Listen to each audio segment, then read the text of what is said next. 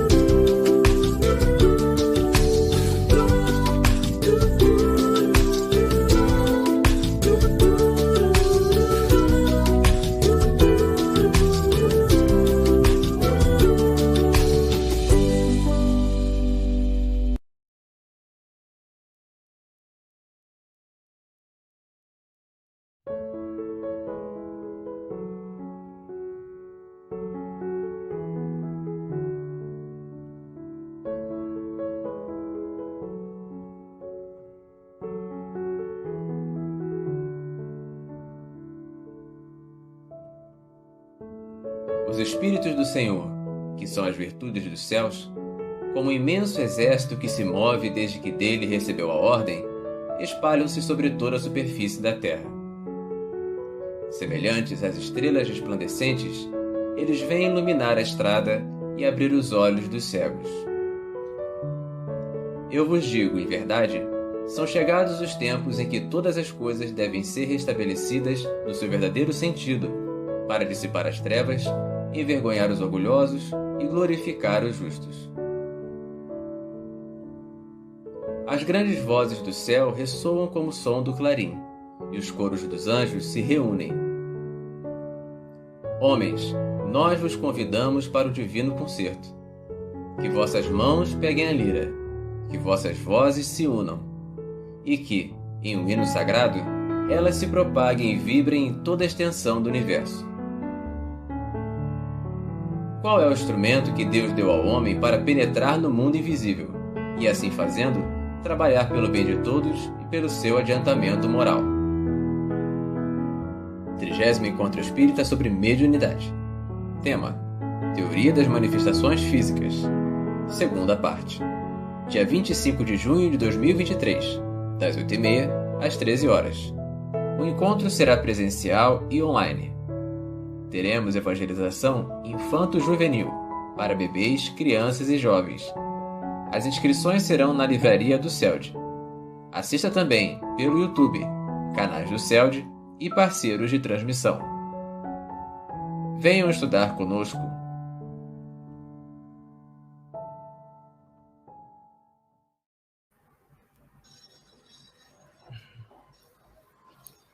Bom dia, estamos aqui de volta da nossa sexta-feira pela manhã e estamos aqui a nossa equipe, né? Aí, ó, Sueli, Roberto, Paulo e o nosso estudo é do Livro dos Espíritos, né? Nosso guia de controle para salvamento da nossa filosofia de vida, graças a Deus.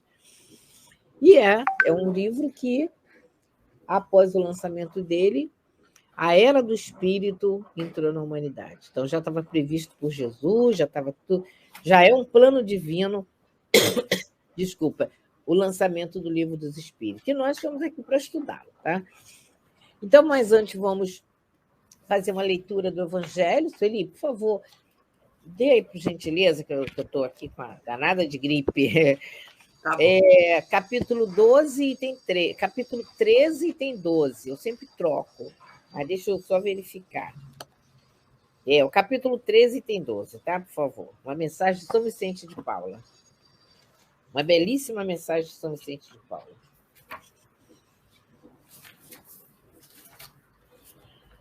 Cheguei lá. Bom dia a todos. Muito bem-vindos. De São Vicente. Não é esse 13 e 12, não. Não? É 12 e 13? Espera aí, você quer 12 Eu e acho 13? que é 13 e 12. Vamos ver, vamos confirmar. 13. Não. 13 e 12, é uma mensagem sobre Tá certo. 13 e 12. Vamos lá. Então, vamos lá, o nosso Evangelho. Bom dia a todos. Todos sejam bem-vindos e participem conosco. Bom dia, Paulo. Bom dia, Helena. E a todos que nos acompanham. Vamos ao Evangelho segundo o Espiritismo, no capítulo 13, que a vossa mão esquerda não saiba o que dá à direita. O item 12. Sede bons e caridosos. Essa é a chave dos céus que tendes em vossas mãos. Toda felicidade eterna se encerra nessas palavras. Amai-vos uns aos outros. A alma só pode elevar-se nas regiões espirituais pelo devotamento ao próximo. E só encontra felicidade e consolação no exercício da caridade. Sede bons, amparai vossos irmãos, deixai de lado a horrível chaga do egoísmo. Cumprindo esse dever, o caminho da felicidade eterna deve abrir-se para vós. Aliás, quem dentre vós não sentiu seu coração saltar, sua alegria interior aumentar ao ouvir o relato de uma bela ação, de uma obra verdadeiramente caridosa? Se procurasseis apenas o prazer que uma boa ação proporciona, ficaríeis sempre no caminho do progresso espiritual. Os exemplos não vos faltam. O que falta é a boa vontade, que é rara. Observai a multidão de homens de bem, dos quais vossa história conserva piedosas lembranças. O Cristo não vos disse tudo o que se refere às virtudes da caridade e do amor? Por que deixar de lado seus divinos ensinamentos? Por que fechar os ouvidos às suas divinas palavras? O coração a todos os seus bondosos conselhos. Eu queria que se tivesse mais interesse, mais fé nas leituras evangélicas. Abandona-se esse livro, faz-se dele uma palavra quimérica, uma carta fechada. Deixa-se esse código admirável no esquecimento e vossos males provêm do abandono voluntário em que deixaste esse resumo das leis divinas. Lede, pois, essas páginas ardentes sobre o devotamento de Jesus e meditai sobre elas. Homens fortes, armai-vos. Homens fracos, fazei da vossa brandura e da vossa fé as vossas armas. Tende mais persuasão e mais constância na propagação da vossa nova doutrina. O que viemos vos dar é apenas um encorajamento. É somente para estimular o vosso zelo e vossas virtudes que Deus permite que nos manifestemos a vós, mas se o desejasseis, só terias necessidade da ajuda de Deus e da vossa própria vontade. As manifestações espíritas são feitas para os que têm olhos fechados e os corações indóceis. A caridade é a virtude fundamental que deve sustentar todo o edifício das virtudes terrestres.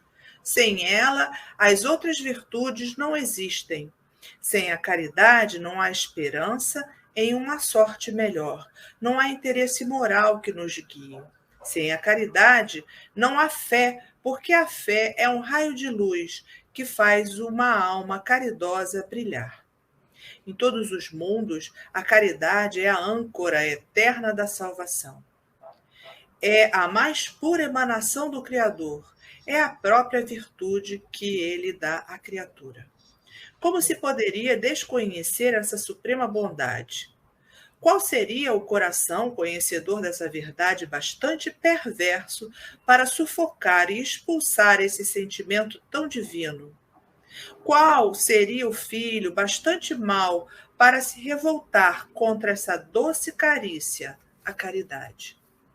Não me atrevo a falar do que fiz, porque os espíritos também têm pudor quanto às suas obras, mas considero a que comecei como uma das que mais devem contribuir para o alívio dos vossos semelhantes.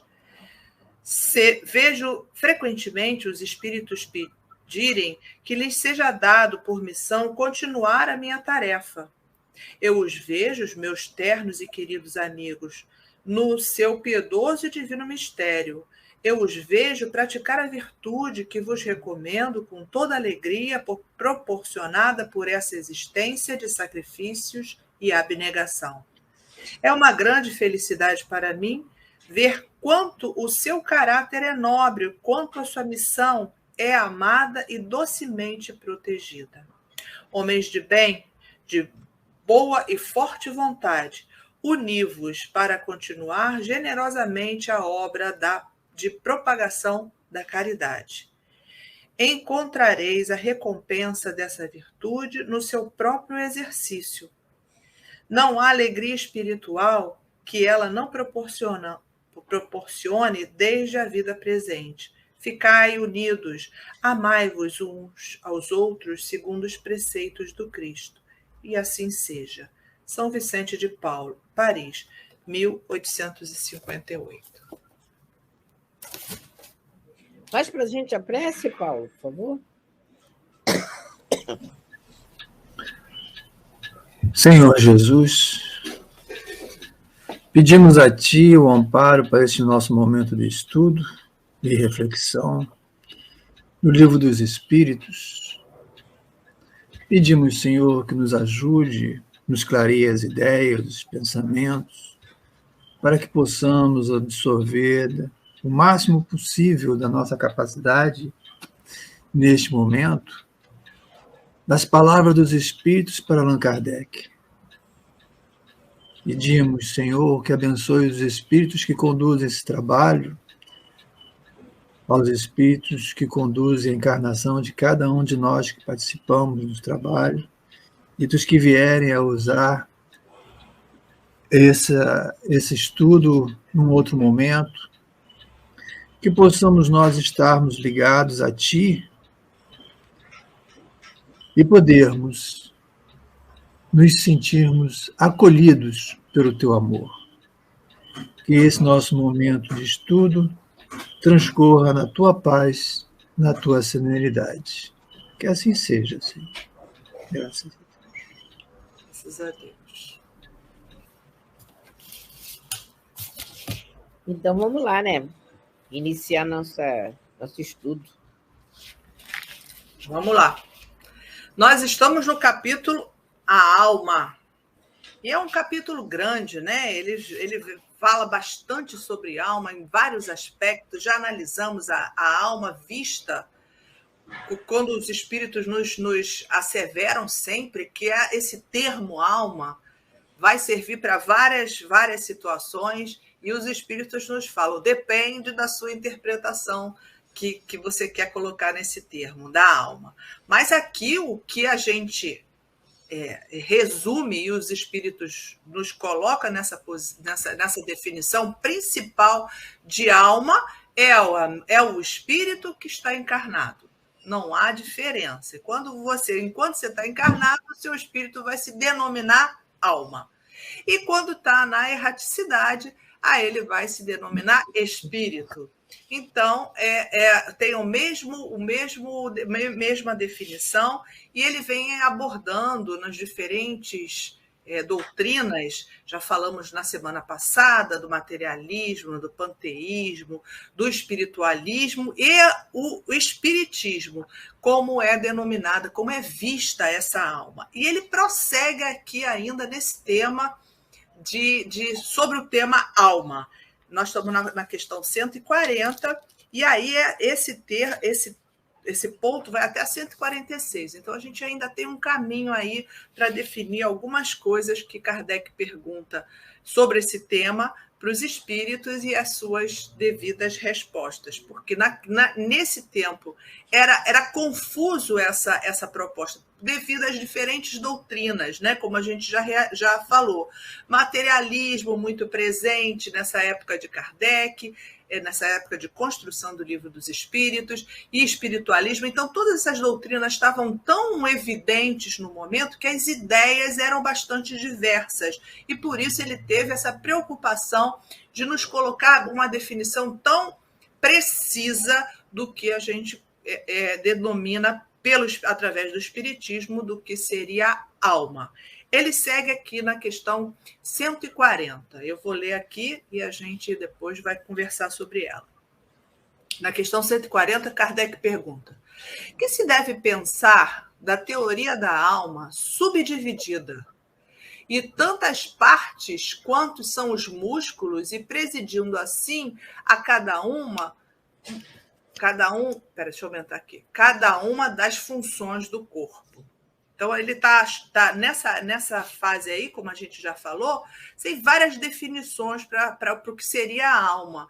Uma delas é essa questão aí, que a alma poderia se subdividir em tantas partes do corpo. Então, todo o movimento da alma, e olha que a gente já estudou bastante a questão do fluido vital, que já está agora muito bem definida, mas a sua época não tinha uma divisão tão nítida como nós espíritas identificamos o fluido vital, que vitaliza, que dá movimento, que dá vida a toda a estrutura viva, né?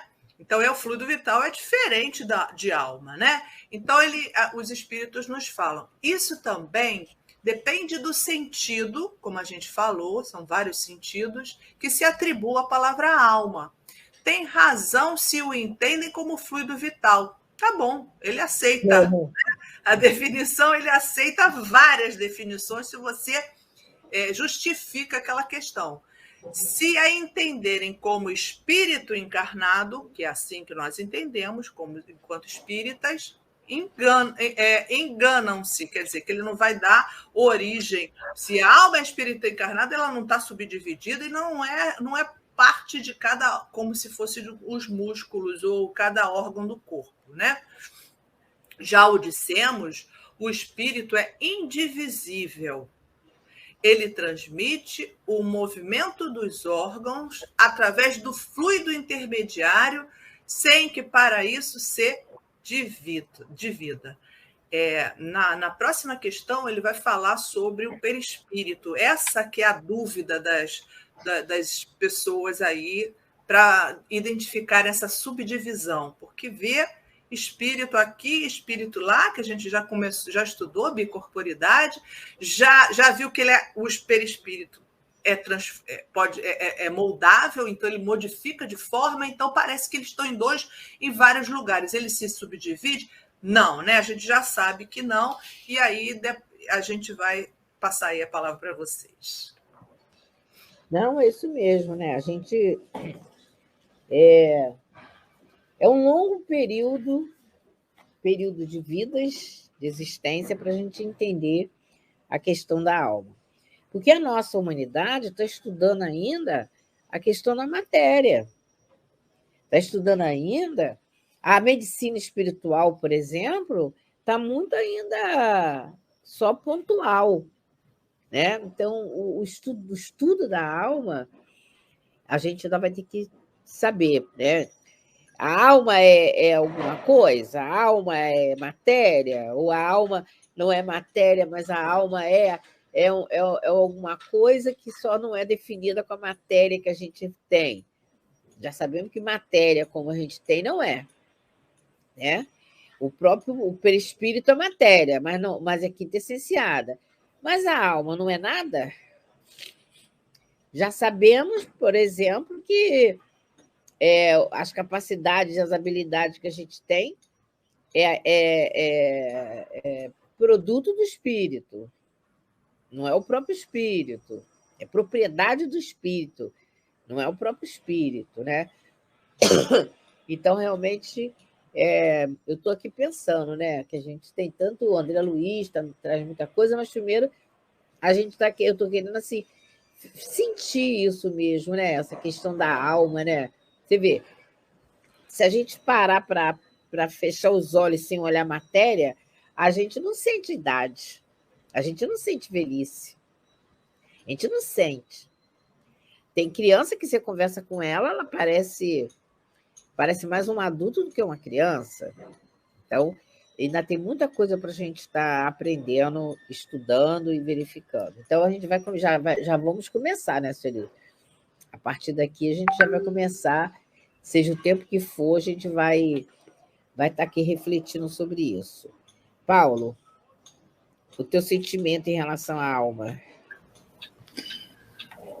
Essa pergunta de Kardec, a gente poderia até dizer que ela seria totalmente inapropriada depois de tantas coisas que os espíritos falaram sobre o que seja a alma, né? Mas Kardec é zeloso com os resistentes, né? Então, quando a gente tem uma ideia bastante arraigada, é difícil a gente, qual é a expressão, né? Desconstruir uma ideia e construir outra ideia. Então, quando ele está falando aqui sobre essa questão da divisão da alma, que, sob certo sentido, tem uma semelhança lá com aquela ideia panteísta, né, de você, enquanto indivíduo, depois você se mistura com o todo, e aí você vem aqui, e aí está sendo meio contrário, né? Ele está dividindo a alma, o espírito, a alma, né? Então, ele está trazendo para nós que é preciso a gente ter uma ideia de que, embora a gente não consiga ainda se conceber como espírito, que é difícil, né? Uma coisa bastante difícil, principalmente um espírito imortal, com o passado, a gente só pensa no nosso passado de forma trágica. Eu fiz isso, fiz aquilo, usa aquelas expressões, né? Atirei pedra na cruz, botei sal na Santa Ceia e por aí afora. São pouquíssimos que chegam, não, eu fiz alguma coisa de bom. Se não tivesse feito alguma coisa de bom, eu não estaria aqui hoje. Estaria numa situação mais complicada. A gente, no modo geral, não vê desse jeito. A gente tem muita dificuldade de ver as próprias virtudes, que não são poucas. Convenhamos que a essa altura do campeonato já não são poucas. Podem ainda não estar podem não estar ainda maduras, mas não são poucas. Então, ele traz essa ideia para que a gente desconstrua as ideias reminiscentes que a gente traz em relação à condição de alma, que aí vai sempre ao sabor do vento, né? Por isso que o espírito é generoso na questão. Ele fala, não, se você raciocina enquanto corpo, você não está errado. Mas, se você raciocina enquanto espírito, não tem sentido. São dois generosos, Kardec e o espírito que né? Por causa disso, porque a gente ainda insiste nisso, né? A gente ainda se olha, não, pois eu tenho muita coisa ruim, né? Sempre divide na dicotomia do bem e do mal, e aí vai dividindo as coisas. Aí tem um mundo material que ainda é um mundo de especialização, portanto, departamentado, fracionado, e aí procura levar essa situação para a alma. Não, também é assim, assado, ver o corpo funciona desse jeito. E aí a gente tem uma dificuldade, uma lentidão para se ver como um ser íntegro, inteiro, organizado. Aí ele vem e diz, bom, enquanto alma, você é isso aí, não tem como, é um indivíduo. E um indivíduo com as suas características próprias e que segue essa característica. Então, portanto, não fique se dividindo, né? Fique na sua plenitude, que Joana, embora eu não seja um leitor de Joana, o que escuto dela, ela trata muito isso, né, o ser integral e tal, que procura fazer essa reconstrução do espírito na sua integridade. Terminou? Sim. Ah, poxa, estava aqui bebendo das suas palavras. Hoje tu tá muito econômico, hein? Daqui a pouco eu esquento. Ah, tá bom. Mas a gente vê aí, a gente indo lá na Bíblia, né? A gente vê, né? O Senhor Deus modelou o homem com pó apanhado do solo. Ele insuflou nas suas narinas o hálito da vida. E o homem se tornou um ser vivo, lá na Gênesis. Bom, aí são. A ideia aqui não é interpretar isso, não. É porque me veio à mente, né, essa definição de como que começou na Bíblia a definição dessa coisa. E Deus soprou em sua narina.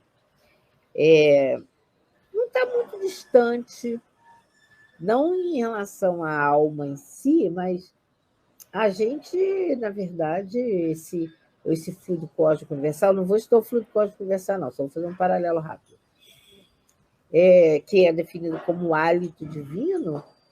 Por que a gente, o meio real da gente transitar é o fluido cósmico universal? Então, já sabemos que nós, a alma, centelha divina, a gente vai fazer um estudo uma vez, o que é essa centelha divina, né? Fazer uma pesquisa, os espíritos devem falar bastante coisa sobre isso e a gente está oculto e a gente não está vendo. Eu, pelo menos, ainda não fiz, não. Mas é uma centelha. Então, quer dizer, é como se fosse uma fagulha. Não, como se fosse o pintor, né? Ele vai dando pinceladas ali no quadro e vai surgindo ali a sua filha, né? A sua obra. Então, quer dizer, o quadro não é o pintor, mas saiu dele aquela coisa. Então, Deus, assim, que ele vê esquentando, ele cria. Então, essa criação da alma, os espíritos dizem que a gente ainda não tem condição de entender. Mas você sabe, quando eu fico fazendo as reflexões, eu não consigo sair desse círculo vicioso, ou não, de repente é virtude, não sei. Eu fico imaginando, quer dizer, tivemos com Deus, né? Tivemos com Deus. Naquele momento ali, porque no momento que Deus nos cria enquanto fagulha, Ele nos conhece. Porque nós somos individuais. Então, nós, almas, com trilhões de gente, não é nem trilhões, muito mais, não estou sabendo dar valores, não. Cada um é um. Cada um é um. Então, essa individualidade que a gente, quando reflete, a gente reflete assim, fala, né? Individualidade. Mas somos individuais.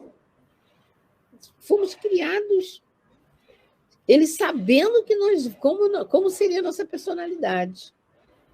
A princípio, no meio, quando chegasse, porque independente de gravitar para Deus, quando estivermos gravitando mesmo, mais aproximado de Deus, nós ainda teremos individualidade, porque senão é panteísta, né? Agora a gente está muito pertinho do estudo do panteísmo que nós fizemos, tem que ter cuidado, né, o Paulo?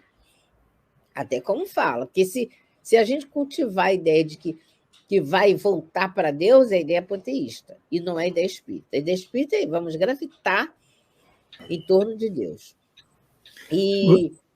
Fala, Paulo. Você me permite filosofar um pouco? Ah, sim. O pensamento filosófico espírita está construindo uma ideia de que dentro daquela revelação do átomo ao arcanjo. Então, nesse período que... E a centelha, né? O átomo é a centelha. Enquanto espírita é a centelha. Pois é, esse é o ponto, né? Que essa ideia da própria centelha, ela vem posterior. Por quê? Porque nesse sentido do átomo, é no sentido coletivo do ser.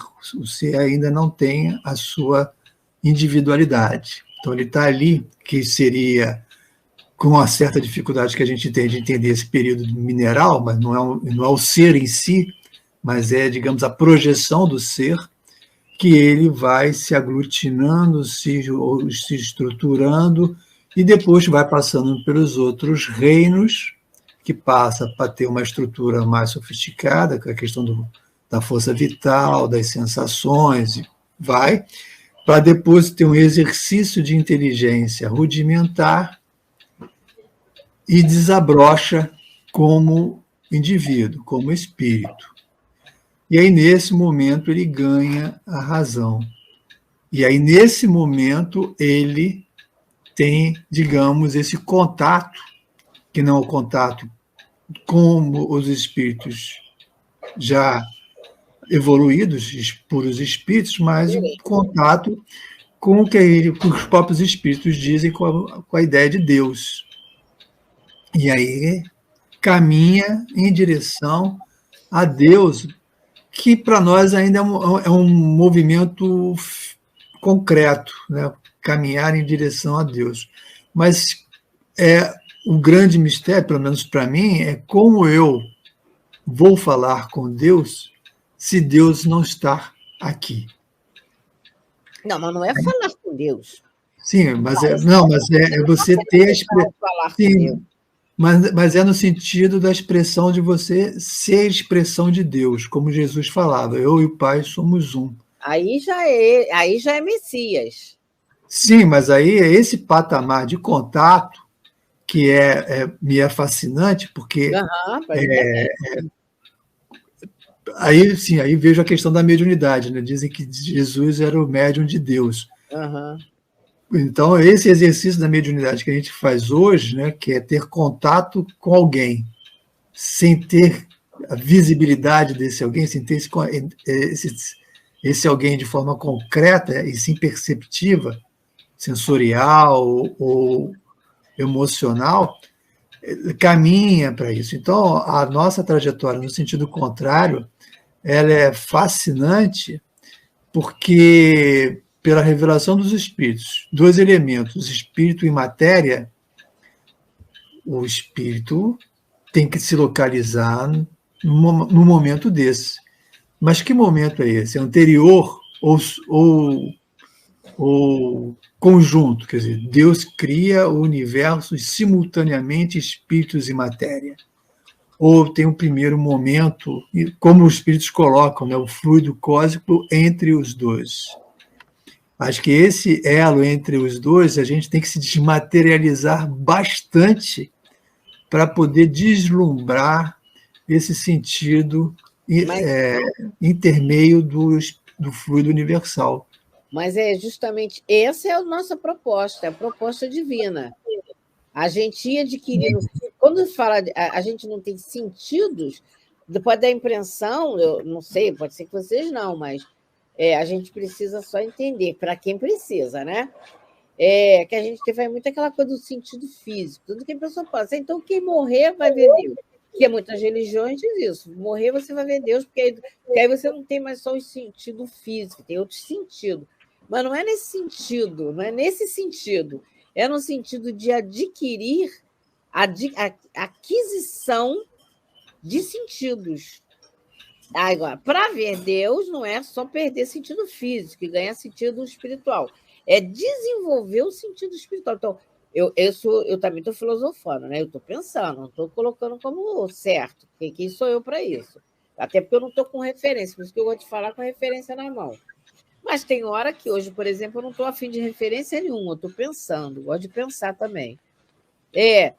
Não é um sentido que nós, alma, vamos adquirindo que ainda é desconhecido para a gente. Mas que a gente já pode pensar nele. Você tocou numa coisa aí que eu já penso de uma outra forma, né? Essa questão de já teve na presença de Deus, não é? Precisa ter esse despertamento Só quando você, no meu modo de entender, quando você se individualiza, né, que vira espírito, mesmo enquanto princípio inteligente, de qualquer forma, você esteve na mão de Deus. E tanto que nós trazemos o germe do que a gente vai ser. A gente já traz o germe do que vai ser antes de se individualizar. Então, ele já essa centelha, quando ele fez o ato da criação nossa, já é com DNA, espiritual. Se for fazer um teste de DNA, vai aparecer Filho de Deus. 100% Deus. Estou brincando, né, gente? Lógico. Mas vai aparecer. Então, essa sensação, assim, essa reflexão de que Deus nos conhece, Deus da criação, a mim me traz um consolo, me traz uma alegria. Não sei se eu estou viajando, mas é um direito, né, de filosofar, é direito. E bom, né? É sadio. Não, mas como base, não tem como não ser diferente. Tanto é que, durante todo o processo de desenvolvimento do ser, outros seres o acompanham. Uhum. Ninguém está sozinho em fase nenhuma. Em fase nenhuma. Então, só esse zelo recomendado por Deus para que alguns espíritos cuidem dos outros espíritos já mostra esse amor de Deus por nós e esse cuidado. Então, você não manda alguém cuidar de alguém se você não conhece quem é cuidado. É. E interessante que você vê, muita coisa já começa a sair do âmbito só da filosofia, mas já para Kardec vem botando uma ciência enquanto filosofia. Quando a gente vê que ele nunca atribui um fenômeno mental ao perispírito, é fabuloso. É fabuloso. Mas a gente, se não tiver muito atento, pensa que quem está fazendo aquilo ali é um ser, tanto que na definição de alma, né, Sueli, que ela trouxe para a gente, tem corrente que define a alma, o fluido como uma alma, o fluido vital como uma alma, e nem o perispírito tem um átomo mental, porque tudo a questão que gera propriedade mental é o espírito que gera tudo isso, que não é o espírito, nosso pensamento, mas é a propriedade do espírito. Sueli, salva a gente aqui, tá? Essa eu acho que é uma definição que o Paulo está querendo entender, quer dizer, conversar sobre essa definição de mônada celeste. Porque esse termo mônada celeste, inclusive, não está na codificação. Não. Foi André Luiz que trouxe. E aí, o momento dessa união da mônada celeste, que o André Luiz nos fala no Evolução em Dois Mundos, da união, se veio antes da matéria, ou depois que a matéria já estava pronta, ela se juntou à matéria, aí seria o princípio espiritual, seria o espírito. Porque a palavra princípio não existe. Ou a gente inventa para facilitar o entendimento. Mas o Deus cria espírito e matéria. No seu iniciozinho, a gente vai falar princípio inteligente como espírito. Início, princípio. Aí se deu esse nome. Agora, esse momento, logicamente que juntou matéria e espírito num determinado momento. Tem definições diferenciadas que eu não sei se eu posso estar errada, se eu estiver errada, eu peço desculpas. Da definição do que seria esse princípio inteligente, que é a alma, nasce depois, quando ele já estiver construído, ele vai ser a alma. Esse princípio inteligente, que é o espírito ou a alma, ele se uniu na origem, matéria com espírito, juntou e vai começar o processo evolutivo. Ou primeiro Deus teria criado a matéria e juntou esse espírito que seria a própria mônada celeste. Juntou para seguir o processo evolutivo.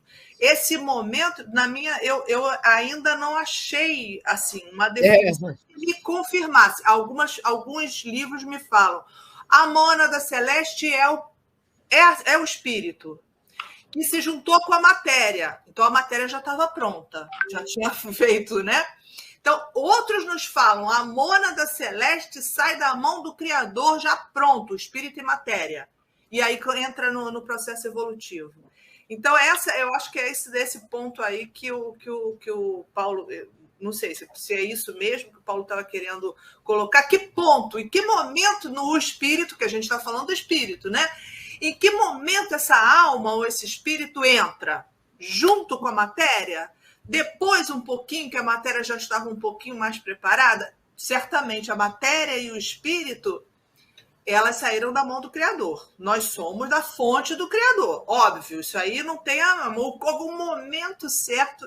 Eu não sei. Agora, se vocês puderem explicitar, eu não ouço. Porque é interessante isso, porque essa ideia porque o pensamento diz o seguinte, a matéria em si não tem o menor sentido. Ela é o que ela é. Ela só deixa de ser o que ela é a partir da ação do espírito. Então, raciocinando assim, o fluido cósmico é o que ele é. Mas ele só ganha uma ordem, uma apresentação específica pela ação do espírito. Até porque, né, Paulo, pensando assim, é o espírito que intelectualiza a matéria, ela dá o progresso na matéria. Isso, então, e aí tem esse ponto, que é lógico que nós estamos no campo da especulação, que é bastante saudável, não é dentro da doutrina, mas é aquilo que ela oferece para a gente especular, e que é isso que vai chamando a nossa atenção até para a própria releitura da doutrina. Mas o que a gente esbarra muito, né, como se até a questão mesmo que se coloca como a mônada. A mônada vem de Leibniz que começou com essa história da mônada, que é uma visão do ser em si.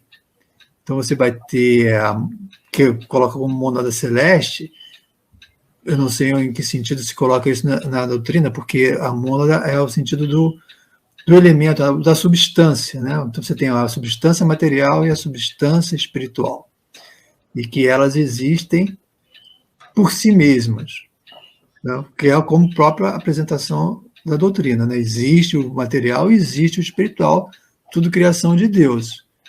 E é pela ação do espírito que ela se espiritualiza, se apresenta, né? Se intelectualiza, quer dizer, que se manifesta enquanto elemento específico. E aí nós vamos caminhando nesse exercício, que de uma expressão que eu não gosto muito, que é da cocriação, mas eu vou usar porque todo mundo usa e fica mais fácil de entender, que é essa convivência com Deus na relação do universo.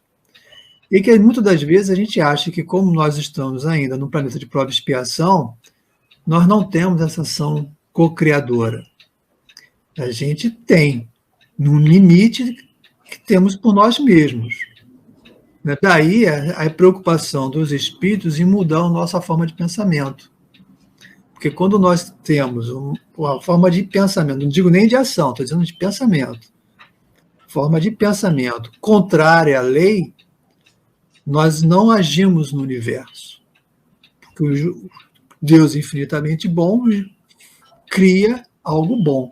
Então, o universo não é dicotômico, né? Não tem, como a ficção científica coloca, da antimatéria, o lado sombrio, não tem nada disso. O universo é bom. Então, quando nós pensamos contra a lei, nós não agimos no universo. Mas quando nós agimos dentro da lei, nós agimos no universo. A nossa capacidade de expansão cresce exponencialmente. E isso, para nós, é difícil nos concebermos agora, sermos agentes com bons pensamentos, que é o Espírito ensina isso, bons sentimentos e bons pensamentos, agindo no universo, somando no universo. E você sabe, Paulo, você estava... Tomara que eu não esteja fugindo, porque é esse que me veio quando a gente está lá na questão 98, eu acho que é 89A, uma coisa assim, que vem aquele pensamento, não é pensamento, é aquela instrução, que é uma verdadeira instrução, né? Que vem dizendo, né? A alma não é algo imaterial. Aí, na época, me deu um boom na cabeça. Não? Não. Porque ela é alguma coisa. A alma não é algo imaterial, né? Como uma ideia. Então, na verdade, a gente vai evoluindo nessa coisa, que a gente ainda vai ter que aprender mesmo, pesquisar mais, né? Para a gente estar entendendo essa questão mesmo em si. Aí, o que a gente vê? A gente vê que, como a gente sabe que o pensamento ele não sai da matéria, ele só sai da alma, então o pensamento sendo atributo da alma, ele está, aonde está a alma, está o pensamento. Não sei se eu embolei, porque isso aí me veio para a gente estar entendendo essa questão. Lógico, aí eu já me afastei um pouco do ato da centelha, né? Que eu comecei com a questão da centelha em si. Mas eu também me lembrei disso em relação que na verdade, tem essa diferença entre o materialismo e o espiritismo, que por quê? O materialismo acha que tudo é matéria. Mas a matéria é como a gente entende. Como a gente entende. A gente já sabe que o perispírito é matéria quintessenciada, mas a gente também já está lá eu acho que é na 8.9, que ele vem dizendo que a alma não é algo imaterial. Até porque, se nós somos centelha, foi realizado um ato, né? Um ato. E eu sei que isso aí, quem estuda isso são espíritos superiores, nós que somos abusados, né? Que estudo para. Eu vou ser abusada. Eu vou ler desse livro aqui, olha, Perispírito e suas modelações. O tema desse que a gente está filosofando aqui, mas eu acho interessante. Ele fala assim, eu acho que até elucida essa minha dúvida que estava aqui na minha cabeça com a questão se sai junto ou se sai depois, princípio. Ele fala assim, ele faz a pergunta, o Luiz Gonzaga Pinheiro é um grande estudioso desse processo do princípio inteligente. Também E é muito interessante esse livro. Ele faz a pergunta, ou seja, não há resposta ainda. Ele faz essa pergunta sobre o movimento assim, da matéria, mas, segundo ele, que está na definição aqui, ele já tem a centelha divina do princípio inteligente ali em germe. Tanto que ele faz assim, olha... Eu sabia que eu tinha lido em algum lugar isso, então deve ter sido aí mesmo. Mas Manuel também fala isso, eu estou brincando. Emmanuel fala exatamente isso aí, e André Luiz também, tá? Mas vai. Ele fala assim, olha aqui, gente, existirá uma inteligência por trás dessa transformação, a transformação da matéria bruta para isso daí nos cristais, lá no cristal. Então, ele já está dizendo que já tem um germe, que ele fala assim, existirá uma inteligência por trás da transformação da matéria bruta em cristal, porque ele vai falar que nos cristais as moléculas já estão agrupadas, é uma inteligência, como aí o Paulo lembrou sobre há um espírito que intelectualiza a matéria. Então, ela já está no processo evolutivo, já está ficando inteligente, capaz de evoluir, é uma inteligência. A matéria ser inteligente, entre aspas, é até assim... O paradoxo nessa fala, né? A matéria não tem inteligência, só que tem alguma coisa que movimenta e que impulsiona ela. Só um adendo rápido, mas será que ele não está falando, não falando da inteligência matéria, mas dessa questão, fazendo uma paralela com a questão 890, já sei que eu já descobri aqui que é 890 mesmo que eu estava querendo falar, porque na 890 ele diz assim, quando o pensamento está em alguma parte, a alma também aí não está, pois é a alma quem pensa, o pensamento é um atributo. Não, mas não é aqui não. Quando ele vem falando, mas a alma não é algo imaterial. Não é algo imaterial porque é ela que é esse motor. Então, quando ele fala que não é algo imaterial, os que eu tenho lido, depois eu comecei a achar isso, mas não tenho certeza ainda estou perdida, que quando ele fala que que a alma não é imaterial e que nesses cristais ele já tem aquela essência. Eu já estou passando a palavra para você. Você vê que quando a gente vai para o próprio Wallace, quando ele vai definir a questão, quando ele já não fala mais só em seleção natural, porque ele diz que ali não é possível para determinadas evoluções, tinha que ter uma essência. Aí ele fala que ali já tinha a essência material. Lógico que ele está falando um pouquinho mais à frente, mas eu estou fazendo um link com essa 890 em relação que ela não é algo imaterial, por causa desse motorzinho que o Gonzaga vem falando. Não sei se eu embolei. Se embolei, você me desculpa. É uma identificação que eu já ouvi também, que a alma é um tipo de matéria assim, mais que essenciada, inclusive, ela só não é fora da nossa... do que o perispírito, que já é imaterial, mas aí... não é igual a matéria do perispírito, não. Isso aqui está na sequência da 98, 89. É falado que a alma não é imaterial. Isso aí é doutrinária. Ela não é imaterial. Senão ela seria fumacinha, não seria nada. E ela é alguma coisa porque ela já impulsiona. Quando você trouxe a questão dos cristais, ali já tinha um motor. Esse motor é a alma. Só que não tem nome de alma, ainda é princípio, mas é ele que movimenta isso aí. Mas como está tão longe do nosso entendimento, o ideal, assim, didaticamente, se aprende assim, a alma é imaterial e o resto é material. Então, o resto é material. Físico material, perispírito material. Não, sim. É uma questão didática porque está muito, muito, muito fluida, né? Muito etérea. Eu só vou acabar de ler esse raciocínio aqui, que eu acho que vale a pena.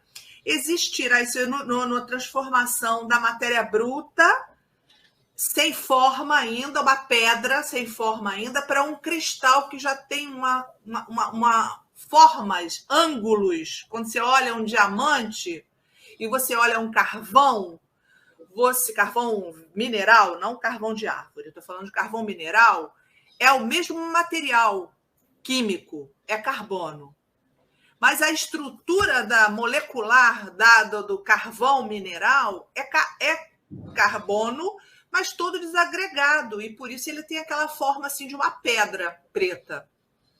E o cristal ele já é angular, como ele já tem aquelas formas, segundo o Gonzaga, é porque já tem ali um progresso, já teve um princípio inteligente, ou um espírito, que impulsionou esse movimento de união. Se já tem, e como a gente já raciocinou aí anteriormente, que essa matéria não vai andar sozinha, é porque ela tem um espírito para impulsionar, né? Então, ele fala assim, existirá uma inteligência por trás dessa transformação, ou tudo não passa de uma questão puramente material? Ele não fecha a questão, não, tá? Então, cabe a minha dúvida aqui. Seria o princípio inteligente despertando na matéria bruta em sua ânsia de crescimento e aprendizagem? Então, ali já tinha um princípio inteligente que está despertando. Ele está perguntando, ele não fecha a questão, não, tá? Mas como está em andamento, melhor será esperar pela sua conclusão para só então nos posicionarmos. Depois ele vai dar a posição dele, vai dar essa posição de que sim, no cristal já tem um princípio inteligente que dá o progresso. Mas aí, já como ele diz aqui, que há um momento específico, então realmente precisa a gente repensar todo esse questionamento nosso filosófico. Foi bem procedente, porque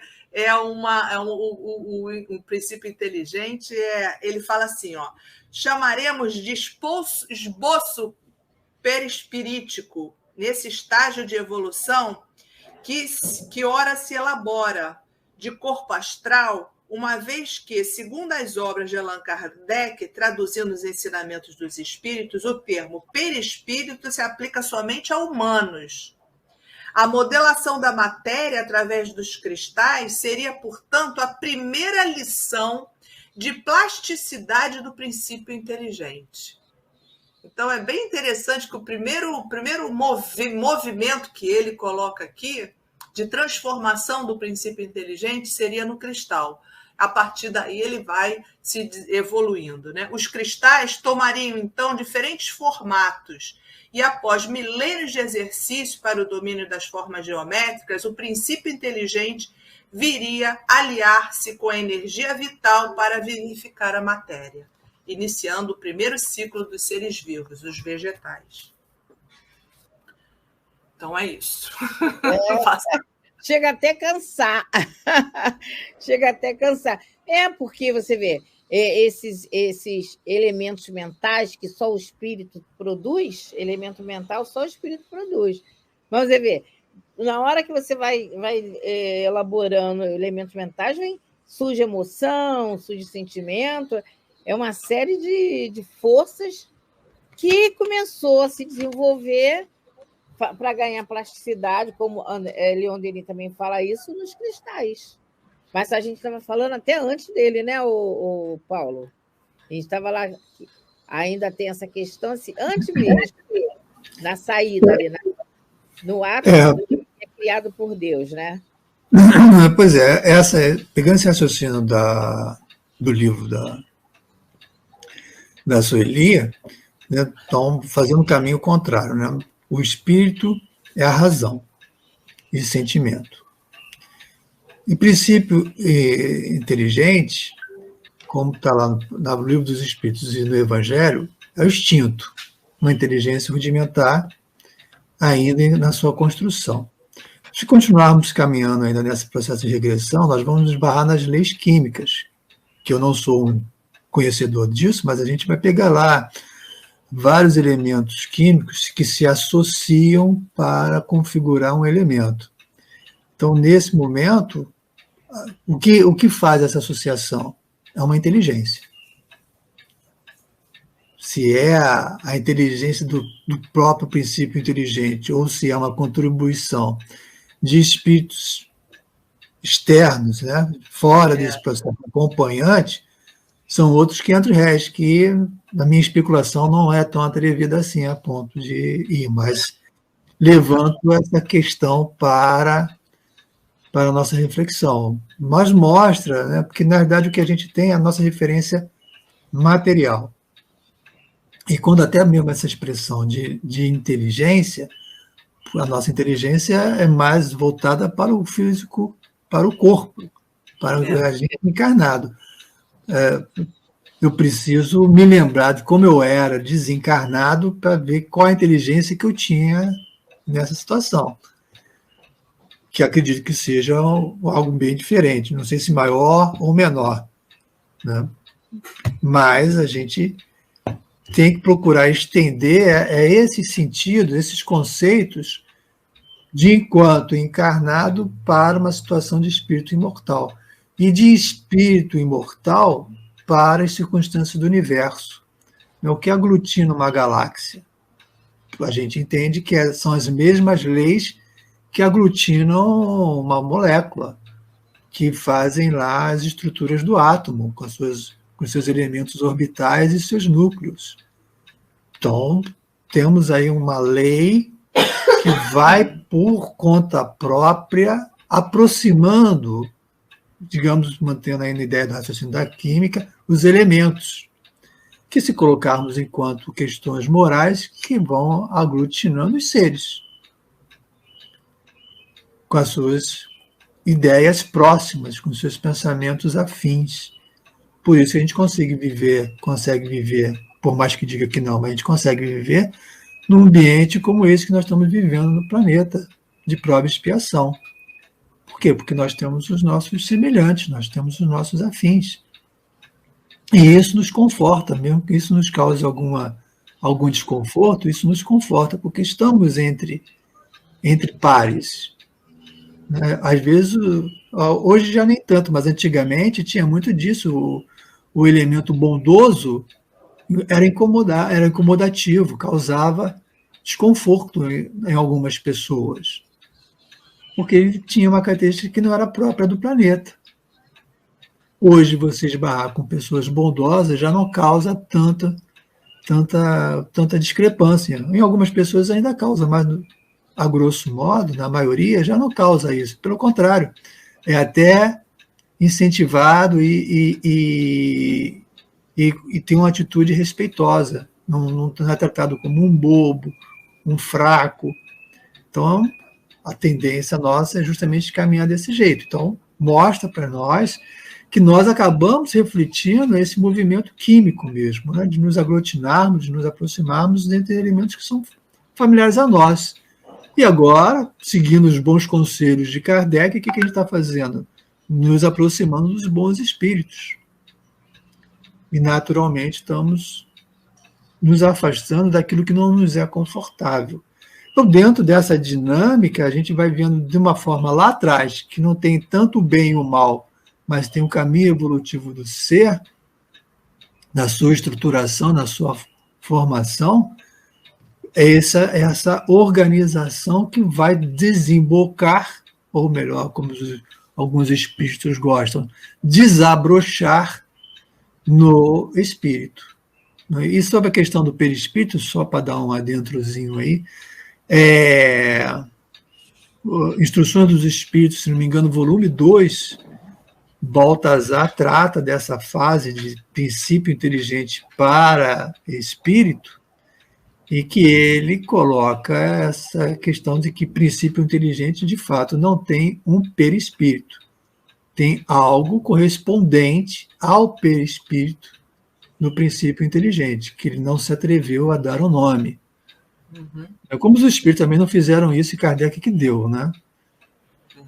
Já vi num estudo de um filósofo português radicado em São Paulo, ele tratou de, como é que era?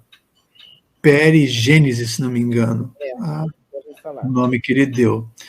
Mas, por enquanto, são visões, né? Então, para nominar, qualquer um pode nominar do seu jeito, e depois chegar a uma convergência que lá na frente isso vai acontecer. Mas, pelo menos, já reconhecemos isso, que o próprio Kardec coloca no livro dos Médiuns, o cuidado que tem que ter de não dar passe em animais. Né? Se tem um animal doméstico doente, não vai dar passe nele, porque você, como acontece o exemplo que ele dá, mata o bicho, em vez de salvar o bicho. Né? Então, por quê? Porque são elementos diferentes. E aí, isso, pelo menos, nós já temos mais claro conosco de que... E aí, portanto, se a gente fizer continuar descendo, e antes desse elemento correspondente ao perispírito nos animais, o que seria, por exemplo, nos vegetais, se é que a gente teria uma configuração agarrada, né? Teríamos nascido junto com uma samambaia, por exemplo. Né? Lógico que isso aí é viajar demais, mas só como para dar um elemento de construção. O que seria anterior a esse correspondente perispírito do animal? Certamente tem alguma coisa nisso, né? Senão não tem continuidade. Seria caído do céu, né? Então, cada vez mais a gente vai suavizando essa situação, né? Mas fica a pergunta provocativa. Mas o espírito é espírito enquanto espírito. É isso aí. Como é que é, Paulo? Repete. Agora tu confundiu meu cabeção aqui, meu. É para pensar. Pois é para pensar sobre isso. Mas repete, eu não peguei o que você fala. Que o espírito é espírito enquanto espírito. Se quiser, acrescento mais um pouquinho. Mas quando ele é espírito? Mas vamos ficar só nessas 3 questões. Sim, voltou, né? Só fechou um círculo do que a gente já estava falando, né? Quando que ele é espírito? Aí a gente. Realmente, Olha né? Porque só. são a denominação nomes, né? Porque, na verdade, Deus cria matéria e espírito. E a gente vai dando nome. Perispírito. Bom, germen, alma, mas são nomes para dar solução nas nossas definições aqui ainda imprecisas e de seres aqui ainda em processo evolutivo. Mas isso que leva a gente a se entender mesmo enquanto ser, senão a gente fica perdido. Senão a gente não pensa. Olha, lá no Livro dos Médiuns, Kardec já fala isso, olha. Eu acho que é no capítulo 4, por aí. É capítulo 4, sim, porque é a questão 51, eu acho que é o capítulo 4. Ele diz, olha, não estou lembrada direito, porque eu não estou podendo me movimentar aqui para pegar o livro, mas é isso mesmo, que ele diz que... como é que ele fala? Ele diz assim, vós estudais ou perquiris o... Peraí, deixa eu lembrar.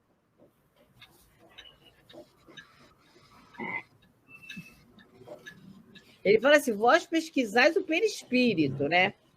E nós outros agora pesquisamos a alma. E fala assim, esperai, pois. Esperai, pois. Mas a gente não está fechando nada em caixinha, que é a gente para isso. Mas a gente pensa, né? A gente pensa e vai acompanhando. Vai acompanhando, porque a gente está falando da gente mesmo. Então, o direito é da gente se autoconhecer. A gente não está falando da alma, a outra alma, a gente está falando da gente. Então, tem que você ver que na hora da prática, né, quando a gente começa a ver o espírito não é o próprio pensamento, mas o pensamento, onde o espírito está, o pensamento está. Então, tem várias coisas em relação a essa questão da alma. Lógico que a gente estava falando da aula sair na mão do Criador. Eu, por exemplo, faço meditação me imaginando, não vou conseguir chegar, porque senão vai explodir, né? Esse mergulho que se dá pode explodir. Não vê lá, o submarino não explodiu? Mas é um direito entrar dentro do submarino e ir conhecendo esse universo. Só que é um universo muito complicado, mas a gente precisa... No passado, quando se falava da questão da alma, era muito mais esquisita, era fantasma. Agora a gente já tem muito mais elementos para estar entendendo do que a gente entendia no passado. Por quê? A nossa consciência expandiu. O nosso sentimento aprimorou. E tanto que tem autor que acha que a memória não está no perispírito. Porque o perispírito, ele não só altera quando desencarna, nem quando muda de planeta. E em cada movimento que a gente faz, passe magnético, água fluidificada, presença na casa espírita, ajuda o nosso perispírito a se modificar. Ele faz os registros, tem autor que pensa isso. Ele faz os registros, mas que a memória mesmo é na alma. Porque senão a memória iria se perder pelo fato de que o perispírito se modifica mesmo no dia a dia. Sei lá, vamos lá. Baltazar, nesse volume 2, fala isso. Ah, é? Qual é? Deixa eu anotar aqui. Que ele trata dos sonhos. Que é isso que a memória é do espírito, não é do perispírito. Tá em que volume? Fica como registro mesmo, né? Mas não é nada. Aí ele aprofunda essa questão, que é bem interessante. Tudo bem, mas qual o volume? É o volume 2? 2, que trata dos sonhos. Aquela parte que trata dos sonhos, né? Tá aí bom. Vou dar uma revisitada lá, volume 2. Volume 2. Sobre a memória, né? O Hermínio Miranda, lá no Tempo e o Espírito e o Tempo, ele trata disso. Só que ele dá altas explicações, né? Mas ele pesquisou, ele pegou artigo de teorias de cientista, tudo, mas ele chega à conclusão, assim, chega à conclusão. Ele faz um arremate de que não pode estar, a memória não pode ser no perispírito. O perispírito, ele capta, é como se fosse como ele diz, ele usa aquele antigamente. Agora a gente vai falar outras coisas, né? Play tape, eu acho que era o nome. Então ele fala que ela vai captar, ela vai registrar, mas depósito aí ela vai para o espírito, ela não fica depositada ali, ela passa por ali, mas o depósito definitivo é na alma. Esse livro é muito bom, é muito necessário da gente ler e estudar ele. A gente já fez um estudo dele sobre isso, lembra, o Sueli, lá no Memória de Suicida? Né?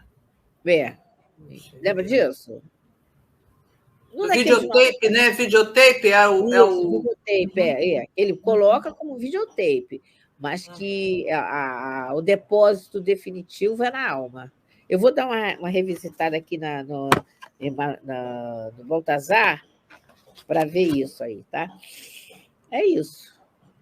Hoje a gente está estamos meio down hoje. Não, hoje a gente tá meio down. É só para complementar aqui que muitos autores falam que só para o meu raciocínio ainda ficou na Mônada Celeste, aí eu vou só... A gente vai e volta lá. Autores, porque o André Luiz, no Evolução em Dois Mundos, ele fala bastante de Mônada Celeste, mas ele, assim, numa definição assim, fica sempre dúbia, mas muitos autores colocam como princípio inteligente e Mônada Celeste seja a mesma definição. Então, é só para a gente registrar aí também essa outra visão, né? Essa visão na definição de André Luiz, ele deixa um pouco dúbia a questão da Mônada Celeste, seria o princípio inteligente. Porém, um grande número de autores definem como a Mônada Celeste o próprio princípio inteligente, ou seja, o espírito depois, né? Agora, a união, segundo, se a gente pensar que a Mônada Celeste é o princípio inteligente, segundo André Luiz, ele vai se juntar depois que a matéria não estiver pronta, tá? E aí é um processo que veio depois da matéria, e os engenheiros astrais é que davam evolução nesse procedimento aí. Depois que juntou o princípio inteligente, na Mônada Celeste, com a matéria, aí a própria matéria começa a se movimentar pela sua própria inteligência, né? Então, essa definição fica aí para a gente não fechar questão, mas é bom a gente colocar aqui. Principalmente, Sueli, só para a gente estar indicando, principalmente lá em Evolução em Dois Mundos, na primeira parte, onde André Luiz traz, né, esse assunto, era bom dar uma visitada lá, porque tem outros autores, não é diferente, mas tem pontinhos que venham diferenciar. Porque eu acho que não está fechado direito para algumas pessoas, para outras sim, porque na Gênese também, Kardec também fala sobre isso, não sobre a palavra mônada. Lá no capítulo 11, no item 1, ele vem tocando, quando ele vem falando a questão lá do princípio espiritual, né? Então, vale a pena também dar uma visitada. Tem na Revista Espírita, de 1861, 1865, e eu esqueci de anotar na época o mês. Quando anoto a Revista Espírita, eu anoto o mês também, facilita pra caramba. Mas leiam toda a revista, de 61. Nossa! Eu esqueci de anotar, eu achei aqui. Aí para o Tavares, que faz o estudo da Revista Espírita. Pronto. A 61, a 65, a 64 vem trazendo a questão do princípio espiritual. Estou falando isso porque para Kardec, ele não usa o termo mônada, mas ele toca nesse assunto de forma bem aprofundada, tá? Que vale a pena depois, eu vou até dar uma reestudada nessa Revista Espírita, porque Kardec toca bastante nesse assunto também, enquanto princípio espiritual, né? E livro dos médios também, tá, gente? Tem livro dos médios também a gente encontra, tá? Na questão 606, enfim, tá? Vamos lá, que a gente... É muita coisa em relação a isso aqui. A gente vai anotando, vai deixando, para um dia que precisar, a gente ter as referências, né? Tá bom. Então, assim, vamos dar continuidade. Então, o Kardec continua ainda, porque como a gente já sabe disso, ele vai a fundo nas questões, ele ainda está pensando nessa alma aqui que pode ser subdividida. E ele faz aqui a questão 140A, baseada nesse mesmo pensamento, e pergunta assim, na 140A. Todavia, sobre a mesma questão, né? Há espíritos que deram essa definição de que ele seria, o espírito seria, a alma seria subdividido, poderia se dividir, e ainda que seria fluido vital, né? E aí os espíritos nos respondem: os espíritos ignorantes podem tomar o efeito pela causa. E ele segue aqui numa nota. A alma age por intermédio dos órgãos e os órgãos são animados pelo fluido vital. Já sabemos disso. Que se reparte entre eles e mais abundantemente naqueles que são os centros ou focos do movimento. Então, a gente já sabe, no músculo que a gente precisa movimentar, a gente precisa de muito fluido. Porque se você for correr, você precisa de muito material, precisa de muita vitalidade, muita mitocôndria, enfim, né? Ele vai ter mais fluido vital. Cérebro, que a gente usa muito, enfim.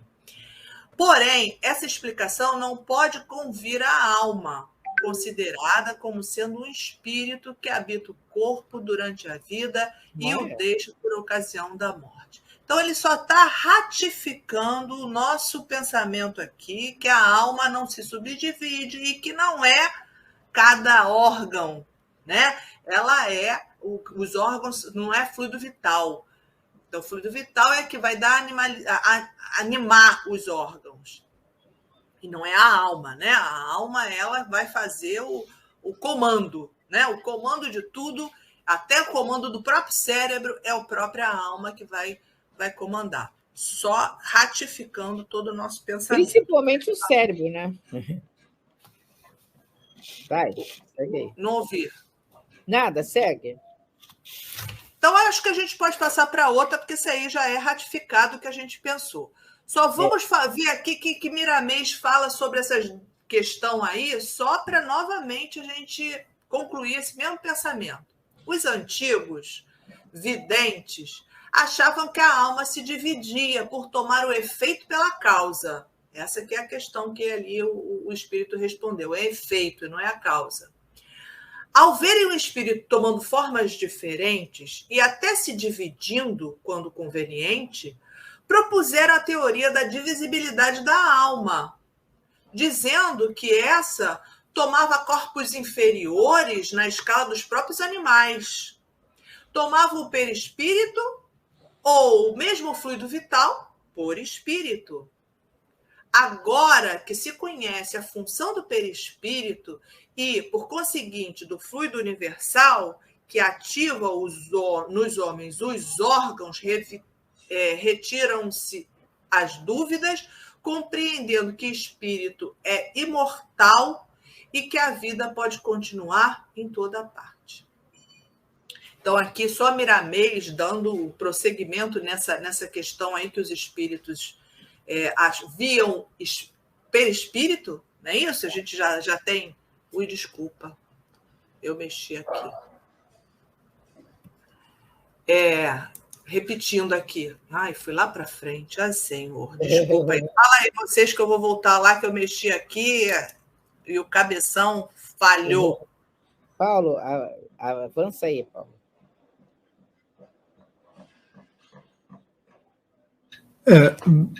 Miramês corrobora com essa ideia que os espíritos e Allan Kardec trazem, que é comum, né? A gente, quando começa a buscar o entendimento das coisas, é natural que a gente embole um pouco o meio de campo até que as coisas começam a ganhar uma visibilidade melhor, mas tudo isso tem que ter esse início mesmo necessário. Se a gente tem, né, a humildade diante das revelações dos espíritos, fica mais fácil. Né? O que a gente tem que tomar cuidado é aquilo que os espíritos chamam a atenção, de a gente não estar buscando informação com espíritos que sabem menos do que nós, né?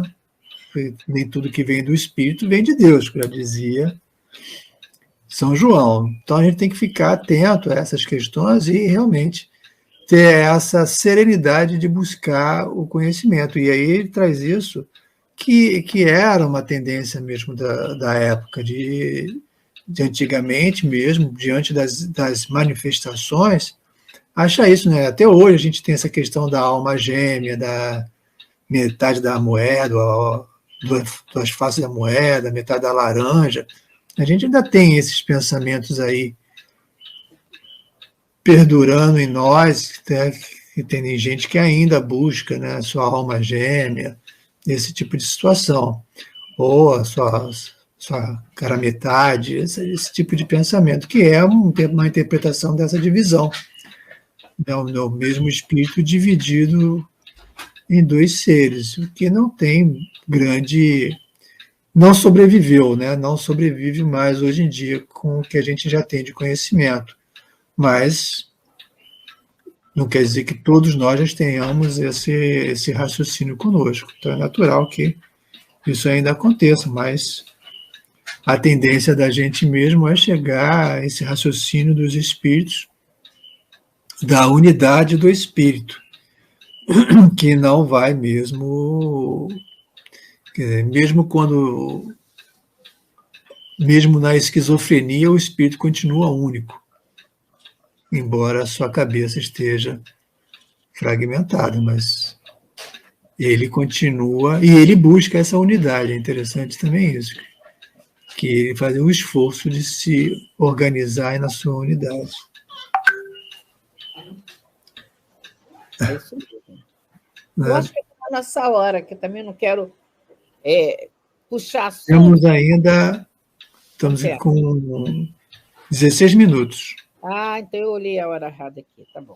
Então dá para a gente avançar. Mas é isso, né? Quer seguir para 141? Não, segue aí, porque o cara me passou uma mensagem aqui que vai começar o barulho da obra aqui do lado, eles avisam. Pode iniciar, 61, quando parar o barulho. Que a Sueli tem uma dificuldade, daqui a pouco ela está retornando. Pode iniciar, inicia aí que eu já estou indo. Tá, na 141. Há alguma coisa de verdadeiro na opinião daqueles que pensam que a alma é exterior ao corpo e o circunda? Os espíritos respondem: a alma não se acha encerrada no corpo, como o pássaro numa gaiola. Ela irradia e se manifesta exteriormente, como a luz através de um globo de vidro ou como o som em torno de um centro sonoro. É assim que se pode dizer que ela é exterior, porém, nem por isso constitui o envoltório do corpo. A alma tem dois envoltórios, um sutil e leve, é o primeiro, aquele que chamamos de perispírito, o outro grosseiro, material e pesado, é o corpo. A alma é o centro de todos esses envoltórios, como o germe da planta em um caroço, já dissemos. Aqui a gente está vendo essa dificuldade de linguagem da época e que está até hoje conosco, né, de encontrar palavras e ideias para expressar essa situação do espírito. Mas o esforço aqui é de mostrar que há uma relação, há uma ligação, há uma intimidade entre a alma, o perispírito e o corpo. A ideia inicial é que o espírito estava dentro do corpo, que é um raciocínio natural para a época. Depois, Kardec chega e diz, não é bem assim que a banda toca. Tem esses três elementos.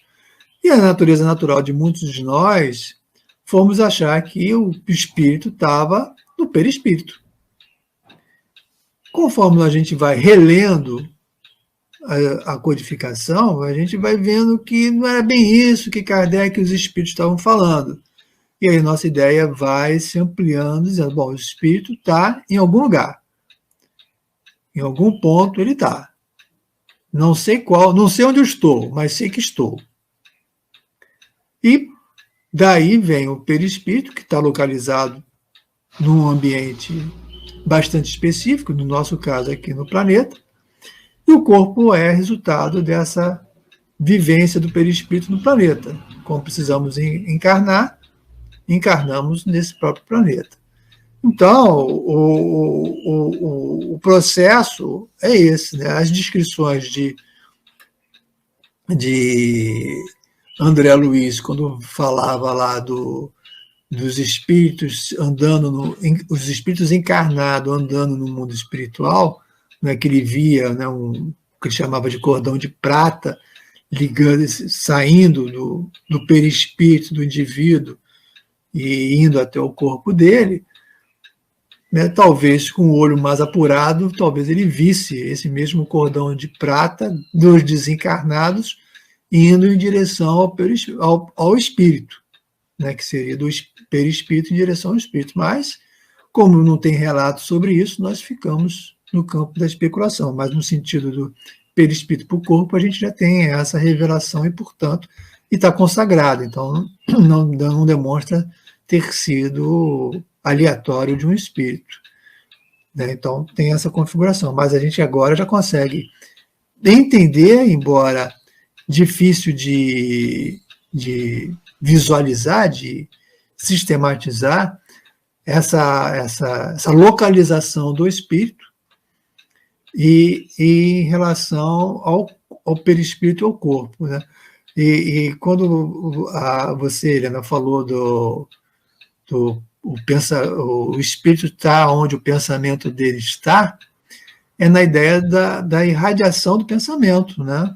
O espírito está em um determinado lugar, como Kardec fala, né? É um ser circunscrito e estabelecido, ocupa um lugar no espaço.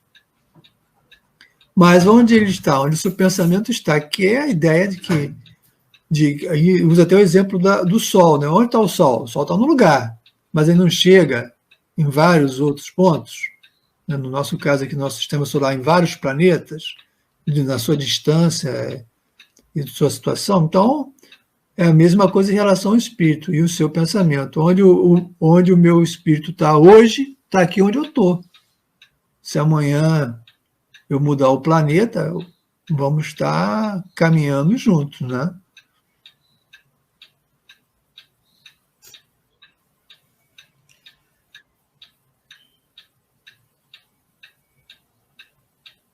Vai falar, Helena?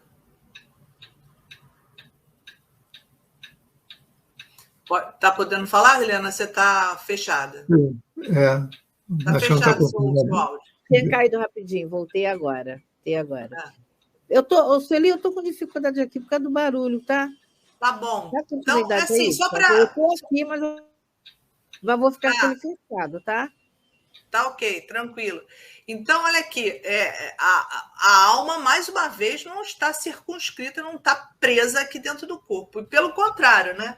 A alma vai viajar aí para, né, para distâncias, principalmente quando a gente dorme. A gente tem essa grande oportunidade, se a gente tivesse preparação e tiver autorização, de passear com o nosso espírito, porque a gente já sabe que o nosso mundo original é no mundo espiritual.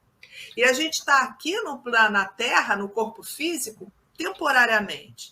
Então, nesse momento, a gente sabe que a gente tem vontade de retornar para o mundo espiritual, porque a nossa origem é lá mesmo. A gente vem para cá para experienciar e adquirir virtudes, mas a nossa origem é lá. Por isso, segundo o doutor Sérgio Felipe, de 90 em 90 minutos a gente tem um desdobramento. Isso é bem procedente se você estiver num estudo, num determinado... Depois de 90 minutos, segundo o doutor Sérgio Felipe, ele fala que você dá uma desdobrada, você dá um entorpecimento, que você volta lá para o mundo espiritual, até para se refazer, para se reencontrar, porque nossa origem é lá, e a gente retorna aqui para o mundo para o corpo físico.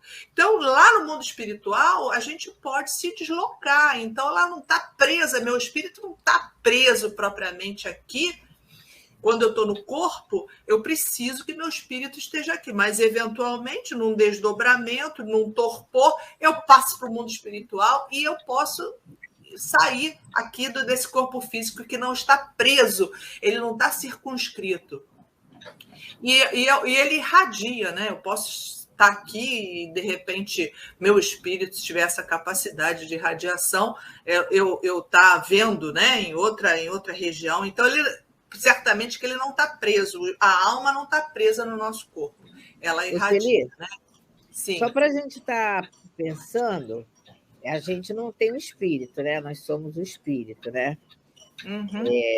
Isso, é bom, bem pensado. A gente tem que corrigir Nós isso somos, mesmo. Né? Não temos. Eu sei que é força de hábito, mas a gente precisa acostumar a pensar assim. Porque as pessoas nos seguem, né? As pessoas nos seguem. Então, nós somos o espírito, né? O pensamento... Você vê, essa questão de irradiar, né, já é bem estudada, com exemplos e tudo, né? O próprio Eurípides, né? Como é que ele conseguia estar na aula, de qualquer forma ali ele teve desdobramento, e o desdobramento ele não dormiu, mas é relatado isso, e tem relatos, né? Eles foram muito bem, tudo dele foi muito bem registrado pela família, tá? E ele também.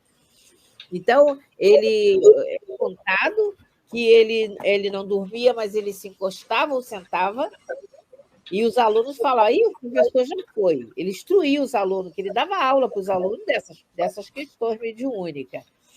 E lembrando que no Leon Denis nós temos o Geijin, que é um grupo que estuda o livro dos médiuns. É muito importante isso, sabe? A Casa Espírita, ela estudar o livro dos médiuns com a criança. Muito, muito importante. E Eurípides fazia isso, tá? Com os alunos dele. Então, ele, quando saía, essa irradiação era ele, o espírito que ia. Por que o espírito ia? Deixou no corpo físico, com parte do perispírito, que é o duplo etérico. Não tem desligamento, porque Onde tem é a sala dele, hein, moço? Oi? Aqui, porque aqui. tem o cordão fluídico, né? Aonde ele ia, ele tinha uma ação. Porque aonde o espírito estava, sentado ali na mesa, ou aonde ele estava fazendo a cirurgia?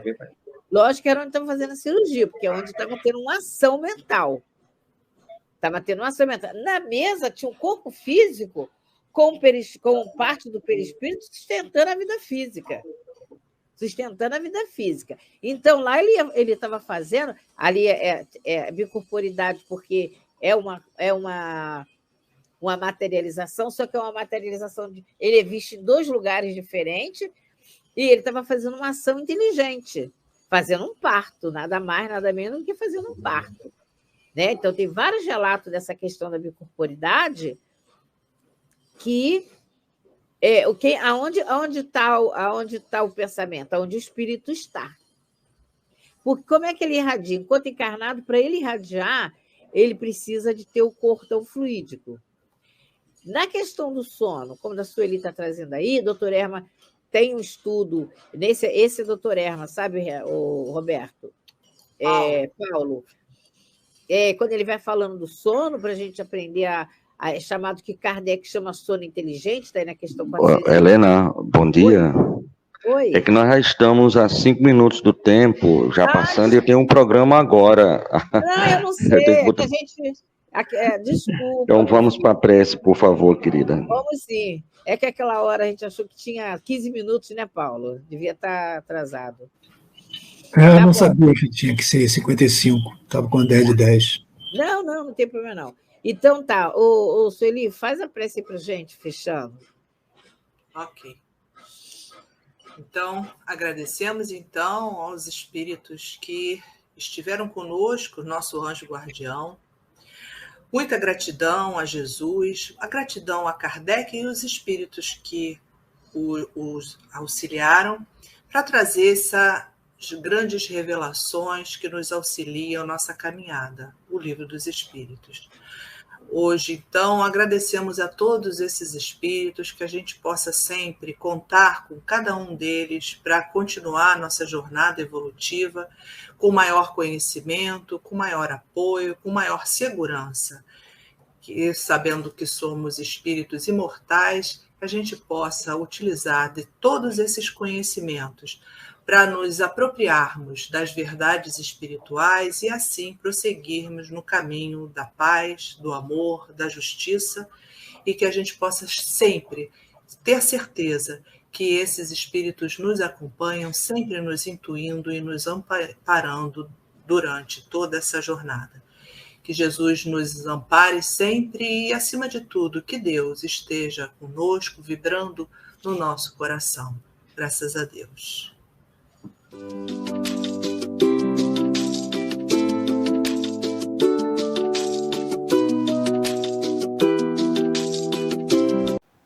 Chegamos ao final da nossa atividade. Muitíssimo obrigado mesmo pela sua companhia e espero você no próximo evento.